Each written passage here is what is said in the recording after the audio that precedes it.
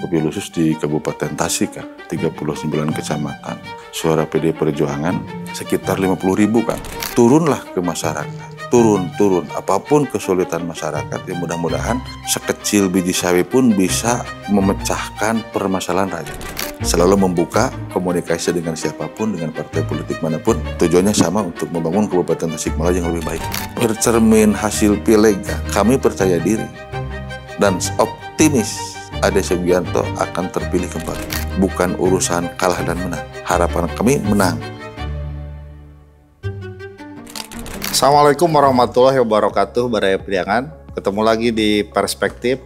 Kali ini saya menghadirkan seorang tamu sangat spesial sekali. Beliau adalah Bendahara DPC PDI Perjuangan Kabupaten Tasikmalaya, yang juga sebagai Ketua Fraksi DPRD Kabupaten Tasikmalaya dari PDI Perjuangan. Beliau adalah mantanku sukses yang hari ini berjaya kembali di Pileg 2024. Beliau adalah Kang Nanang Robli. Tepuk tangan. Ini luar biasa sekali PDI Perjuangan ini ya. Sejarah di Kabupaten Tasikmalaya, tampaknya PDI Perjuangan pecah telur. Pertama kali dalam sejarah bisa merebut 9 kursi. Gimana ceritanya itu, konsolidasi yang dilakukan kemarin itu? Ya, alhamdulillah, Kang. Sebelumnya apa yang disampaikan Kang Muhajir tadi, ya mungkin ini kerja keras kader-kader PDI Perjuangan, solid bergerak. Yang tahun 2014 kemarin 6 kursi, hasil politik kemarin 2024 bulan tahun ini bisa mencapai angka 9 kursi dengan jumlah total raihan suara kurang lebih sekitar 172.000. Setelah Gerindra sama 9 kursi. Kami alhamdulillah hasil penetapan KPU kemarin, kebetulan saya jadi saksi di KPU dalam rapat pleno. 9 kursi tidak rubah, walaupun di dalam target awal itu hanya mencapai inginnya. Target kami berserta teman-teman DPC berupaya di angka 11 kursi. Namun kami bersyukur alhamdulillah 9 kursi pun itu alangkah yang sangat luar biasa. Mobil khusus di Kabupaten Tasik, kan, 39 kecamatan naik. Suara PD Perjuangan sekitar 50.000, Kang. 50.000-an. Luar biasa. Alhamdulillah itu hasil itu bukan solid kerjasama antara kader-kader PD Perjuangan, mesin partai, relawan. Ya, alhamdulillah. Dan memang di setiap dapil tampaknya ada progres kemajuan. Ada, setiap dapil ada kenaikan. Suara. Ada kenaikan. Dapil 3 kelima ya. Kelima, kalau tidak salah kelima, Kang Haji Aep naik, dipercaya kembali oleh masyarakat. Yang tahun 2014 tidak mendapat kursi ke-7 kalau tidak salah setelah Demokrat. Cuman tahun ini ada penambahan kursi dari dapil 6 ke dapil 3. Alhamdulillah bisa kerebut kembali kursi PD Perjuangan 1 kursi di dapil 3. Jadi juara kelima PD Perjuangan dari kontestasi 7 calon anggota DPRD. Yang awalnya tidak ada kursi. Tidak ada kursi ya. Dapil 2 berhasil direbut lagi, kan? Dapil 2 2 kursi. Semanakala waktu kami di broadcast sekitar 3 atau 4 bulan yang lalu, saya berbicara di sini, target kami memang 2 kursi, ada potensi. Kenapa kami yakin ada potensi? Dikarenakan hasil suara tahun 2014 itu 31.000 lebih. Nah, tinggal menaikkan suara di angka 4.000 atau 5.000. Ya. Nah, alhamdulillah kembali lagi suara PD Perjuangan ke 2014 bisa mencapai 2 kursi lagi. Ya, satu lagi dapil 1 itu yang luar biasa. Dapil 1 luar biasa. Wah, lebih luar biasa itu dapil 1 dikarenakan kalau melihat dari peta politik itu bukan basis ya. Dapil 1 itu, tapi alhamdulillah dengan hadir kembali Ibu Haji Ade Sugianto bisa menjadi suara terbanyak di rekan-rekan anggota DPRD yang 50 terpilih, sekitar 20.800 sekian suaranya. Suara pribadinya itu Ya, kan. Ibu Bupati itu raihan suaranya 20.000. 20.800. Dan peringkat kedua Kang Nanang ya. Peringkat kedua kami, saya. 14. Kang Nanang berapa? Kami alhamdulillah dipercaya oleh masyarakat sekitar, bukan sekitar ya, hasil rekapitulasi dari KPU itu 14.895. Wush, Target luar kami biasa. sebetulnya 16.000 Kang kemarin. Nggak 20.000 aja sekalian targetnya. Udah bersyukur Kang, udah bersyukur kami dipercaya kembali oleh masyarakat. Ya, di antara politisi ini yakin kalau kesuksesan PDI Perjuangan ini adalah kelihayan pemetaan taktik dan strategi, terutama dari sosok Ketua DPC. Gimana sih ceritanya? Pak Ade Sugianto ini kekuatannya. Ya memang modal PDI Perjuangan ini hanya 3 Kang. Ya, Pertama, kita punya eksekutif, legislatif, dan kader yang 50 yang menjadi calon anggota DPRD dari 7 dapil. Eksekutif tentunya ada Pak Bupati dalam hal ini sebagai Ketua DPC PDI Perjuangan Kabupaten Tasikmalaya. Yang kedua ada legislatif, kami ada 6 orang. Tahun ini 6 orang. Yang ketiga modal itu adalah 50 calon anggota DPD. Itu kerjasama yang solid dengan pemetaan di daerah. Makanya himbauan dari Ketua DPC, turunlah ke masyarakat. Turun. Apapun kesulitan masyarakat, ya mudah-mudahan manakala kita terjun ke lapangan, sekecil biji sawi pun bisa memecahkan permasalahan rakyat. Apakah dari sisi kebijakan ataupun kepribadiannya masing-masing. Kembali lagi ke jati dirinya masing-masing kan, untuk kepiawaian tentang bagaimana caranya masyarakat banyak yang minat untuk memilih pribadinya ataupun memilih PDI Perjuangannya. ya, jadi faktor kehadiran Bupati juga, ya sosok Pak Ade Sugianto, Iya. Ketua DPC juga sangat magnetnya cukup kuat bagi pemilih untuk ya sebagai referensi politik tentunya ya. Itu mah kayaknya udah ex officio kayaknya. Dengan identil masalahnya. Iya, Identil, Ketua DPC PDI Perjuangan adalah Bupati. Ya. Dengan kekuatan Pak Bupati mungkin bisa masyarakat menilai terhadap hasil kerja dan kinerjanya ataupun hasil kepuasannya. Ya. Walaupun dalam mengalokasikan anggaran pasca COVID, dan ada juga hari ini PMK 2 yang diarahkan untuk ke masyarakat yang ketiga dinas dan P3K. Kami juga ikut mengawal. Ya alhamdulillah eksekutif hari ini punya Pak Bupati bisa menaikkan suara ini barangkali dari 6 ke 9 dan menaikkan suara sekitar dari 122.000 ke angka 172.000, jadi 50.000 naiknya. Keberhasilan pileg ini menjadi modal kuat ya. Ya banyak politisi yang bilang kalau sekarang taruhlah ada 4 atau 3 poros kekuatan calon, taruhlah Pak Ade Sugianto tetap yang paling diperhitungkan, diantaranya faktor keberhasilan konsolidasi politik di pileg. Lalu bagaimana arah koalisi setelah sekarang udah berhasil 9 kursi ya? Walaupun ya meleset dari target ya, targetnya kalau nggak salah Pak Bupati itu Pak Ade itu ngomongnya targetnya 12 kursi. Lalu gimana arah koalisinya? Sampai saat ini hasil rekapitulasi pemilihan 2024 hari ini Kang, tidak ada satu partai pun yang bisa melenggang ke KPU untuk memenuhi syarat yang ke 20%. 10 kursi lah katakan. Ya. Nah hari ini PDI Perjuangan 9 kursi. Jadi syarat kerjasama itu harus ada kerjasama, harus ada komunikasi politik, silaturahmi dengan partai yang lain. Nah adapun hasil koalisi nanti kami tidak bisa menyampaikan secara akurat. Secara teknis ada di beliau Ketua DPC, dan itu pun nanti tergantung DPP-nya masing-masing. Ya, karena tetap keputusannya ada di DPP.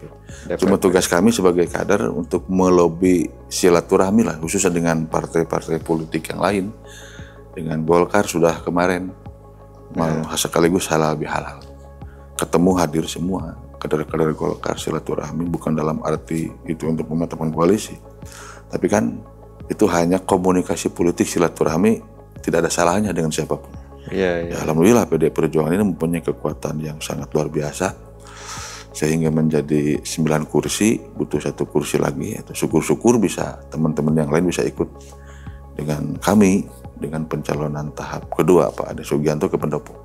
Ya, oke. Saya mau nanya hal yang agak sensitif nih, yang publik juga pengen tahu ya, Kang Nanang. Yang bagaimana koalisi dengan P3 yang hari ini posisinya Pak Cecep Nurwayakini ini sebagai wakil bupati. Apakah ini akan berlanjut atau memang secara faktual politik ini terpisah? Hari ini masih tetap solid kan. Hari ini pemerintahan Ade Cecep dengan koalisi PDI Perjuangan dan P3 13 kursi 6 dan 7 tetap kami solid dalam melaksanakan kegiatan-kegiatan kebijakan di DPRD ataupun di pemerintahan. Cuma untuk sesi tahap kedua kami tidak bisa menyampaikan secara utuh. Cuma hari ini komunikasi ada, memang komunikasi ada. Adapun ya masalah bupati dan wakil bupati nggak komunikasi. Kalau melihat di spanduk ada beberapa titik, bahkan Kang Cecep untuk Bupati Tasikmalaya. Nah itu mah kan hak akang mereka, hak Kang Cecep kan begitu. Ya adapun nanti bersatu ataupun tidak, kami tidak bisa memastikan. Takutnya terjadi lagi waktu UUAD. Iya. UUAD kan dulu mau rencana misah. Ternyata ada SK dari DPP, ternyata UUAD kembali. Iya. Nah itu kan tidak bisa diprediksi misah ataupun tidak. Nah kami sebagai PDI Perjuangan, sebagai kader, sebagai fraksi pengawal pemerintah, tetap melaksanakan tugas sebagai anggota DPRD, mengawal kebijakan-kebijakan pemerintah sampai akhir masa jabatan Ade Cecep. Iya. Kalau di spanduk, ya Pak Wakil Bupati ini kan Pak Cecep ini sudah pasangnya untuk Bupati Tasikmalaya. Dan hari ini sekarang posisinya wakil. Ya maksudnya hari ini PDI Perjuangan masih berpikir kalau Ade Cecep ini masih solid gitu ya. Iya. Persoalan Pak Cecep mau nyalon bupati itu hak beliau gitu mungkin ya, kurang lebih. Iya itu. Jadi maksudnya PDI tidak bermanuver untuk berpisah gitu maksudnya atau gimana? PDI Perjuangan tidak manuver dengan partai manapun. Mau dengan P3, mau dengan Golkar, mau dengan Gerindra, mangga. Iya. Kalau mau ikut mangga, kalau enggak ya mangga. Enggak, maksudnya gini Kang Nanang, kan sekarang koalisi PDI sama P3. Iya. Nah, di spanduk itu Pak P3-nya ini yang wakil hari ini sudah pasang untuk Bupati Tasikmalaya, berarti P3-nya sudah bersikap sendiri. Nah, melihat kayak gitu, Kang Nanang tadi masih bilang Ade Cecep sekarang masih solid dalam pemerintahan. Gitu. Jadi yang bersikap untuk memisahkan diri itu Pak Cecep gitu atau gimana maksudnya? Setiap orang mempunyai keinginan kan. Setiap orang mempunyai keinginan untuk mencalonkan bupati ataupun wakil bupati. Nah, adapun keinginan P3 Kang Cecep dari wakil bupati untuk menjadi bupati itu memangga. Hak Kang Cecepnya kan begitu. Cuma kami tidak bermanuver untuk misah. Adapun nanti misah ataupun tidak, nah itu tergantung DPP-nya masing-masing. Dengan siapa kita harus berpasangan yang memenuhi syarat 10%, 20% ke KPU, 10 kursi lah. Berarti kalau PDI Perjuangan kurang 1 kursi lagi. Kalau P3 berarti kurang 4 kursi lagi. Nah itu kami tidak bermanuver dengan P3 untuk bahkan Pak Cecep mau nyalon ataupun tidak, itu mah Kang Cecep lah. Kami tidak bermanuver untuk berpisah. Tidak ada. Maksudnya ya kan ini ada opini, kalau tampaknya nih kenapa pasang spanduk jadi bupati? Ini kayaknya ini Cecep mau ditinggalkan gitu ya. Padahal PDI sendiri menganggap ya sekarang masih solid gitu ya. tidak meninggalkan siapa-siapa gitu. Tidak, di dalam rapat-rapat TPC pun tidak pernah membahas untuk meninggalkan. Tidak pernah membahas untuk meninggalkan. Oke. Yang mudah-mudahan bisa gabung kembali, kalaupun Kang Cecep memaksakan kehendak itu memang Ya. hak Kang Cecep dan hak ADART P3. Cuma kami selalu membuka komunikasi dengan siapapun, dengan partai politik manapun, tujuannya sama untuk membangun Kabupaten Tasikmalaya yang lebih baik lah. Kalau dulu kan ada semacam hal yang sifatnya strategis. Kalau PDI Perjuangan ini harus bersatu dengan koalisi dengan partai Islam gitu kan. Karena nasionalis dengan religi gitu kan nggak bisa dipisahkan. Kalau sekarang gimana? Opini itu masih atau visi politik itu masih kebangun apa enggak? Kayaknya ada sih Kang, kebangun ke arah sana. Cuma kami melihat dari sisi hasil pileg kemarin. Hasil pileg kemarin, kita ini kan partai nasionalis. Siap merangkul semua kalangan dari manapun bentuknya, dari manapun sukunya, dari manapun rasnya, dari manapun agamanya. Itu PDI Perjuangan. Alhamdulillah di sisi hasil politik kemarin hari ini 2024 PDI Perjuangan pemenang kedua di Kabupaten Tasikmalaya. Berarti masyarakat sudah menilai, apakah menilai orangnya atau menilai partai politiknya dengan kedekatannya. Nah, adapun melihat ke arah sana, kayaknya 50-50 kan. Ya, 50%. Ya, koalisi merah dan hijau ini bisa saja terjadi ataupun nasionalis aja gitu yang berkoalisi nanti. Bisa saja terjadi kan. Dan kemungkinan di Tasik ini bisa dilakukan, harus terjadi lagi. Koalisi partai nasionalis dengan partai Islam katakan kan begitu. Ya, tinggal yang hijaunya ini hijau tua atau hijau muda gitu ya. Ya dengan hijau tua hijau muda pun ya sama-sama saja lah kita bergerak untuk Kabupaten Tasikmalaya. Iya. Tinggal kami meyakinkan ataupun nanti kita bergerak dengan partai nasionalis toh kan misalnya nggak jadi masalah, bahkan kita meyakinkan terhadap masyarakat kan begitu. Adapun koalisi dengan partai religi misalnya, ya alhamdulillah kan begitu. Nanti tujuannya sama lah untuk memajukan kabupaten, tujuannya sama dengan koalisi dengan partai manapun kan begitu. Ya berarti sekarang posisi PDI Perjuangan itu ya lebih tidak agresif lah ya, lebih melihat, memantau dan membuka. Artinya membuka komunikasi politik itu dengan partai manapun. Kami selalu membuka dengan siapapun kan. Menunggu bisa, datang bisa, diundang bisa, mendatangi bisa. Salah satu contoh kemarin, halal bihalal pasca Idul Fitri, hari ini masih dalam suasana Idul Fitri, diundang kami oleh Golkar, datang. Yang diundang dari PDI Perjuangan ada pengurus DPC partai, semua hadir, anggota praksi hadir, ya kita diundang oleh Golkar. Ya mudah-mudahan barangkali ada undangan dengan partai yang lain, kami alhamdulillah. Tidak diundang pun kami akan melakukan lobby politik. Ya. Dikarenakan kami tidak bisa mencukupi untuk datang ke KPU, masalahnya kan itu. Iya. Walaupun ngambil Nasdem aja satu kursi cukup gitu ya. Bisa. Langkah politik PD itu masih segala memungkinkan lah ya. Gitu mungkin bersatu lagi dengan P3, bisa. Mungkin saja berpisah dengan P3 gitu. Masih welcome lah dengan siapapun. Iya. Masih welcome. Dengan Gerindra mungkin komunikasi ya. Komunikasi ada komunikasi. Dengan PKB terutama partai yang besar-besar ini. Dengan PKB taruh dengan yang P3 8 kursi. Ya udah ada komunikasi dengan PKB, sudah ada komunikasi. Dengan Golkar sudah dilakukan pertemuan, dengan Gerindra udah ada komunikasi. Ada dengan partai-partai yang kelihatannya besar di Kabupaten Tasik, ya kami udah melakukan komunikasi politik. Ya tentu dengan P3 juga apalagi ya. Iya. Karena internal koalisi hari ini yang kalau melihat kekuatan di antara calon yang lain lah, taruhlah ada beberapa sosok yang muncul lah ya, nggak bisa saya sebutkan satu-satu. Bagaimana optimisme PDI Perjuangan? Bercermin hasil pileg kan, kami percaya diri dan optimis Ade Sugianto akan terpilih kembali. Bukan urusan kalah dan menang. Harapan kami menang. Kalah nggak jadi masalah, namanya juga berusaha. Takdir hanya Allah Subhanahu wa Ta'ala yang punya. Nah, kami sebagai manusia hanya bisa berupaya, berdoa dan berikhtiar.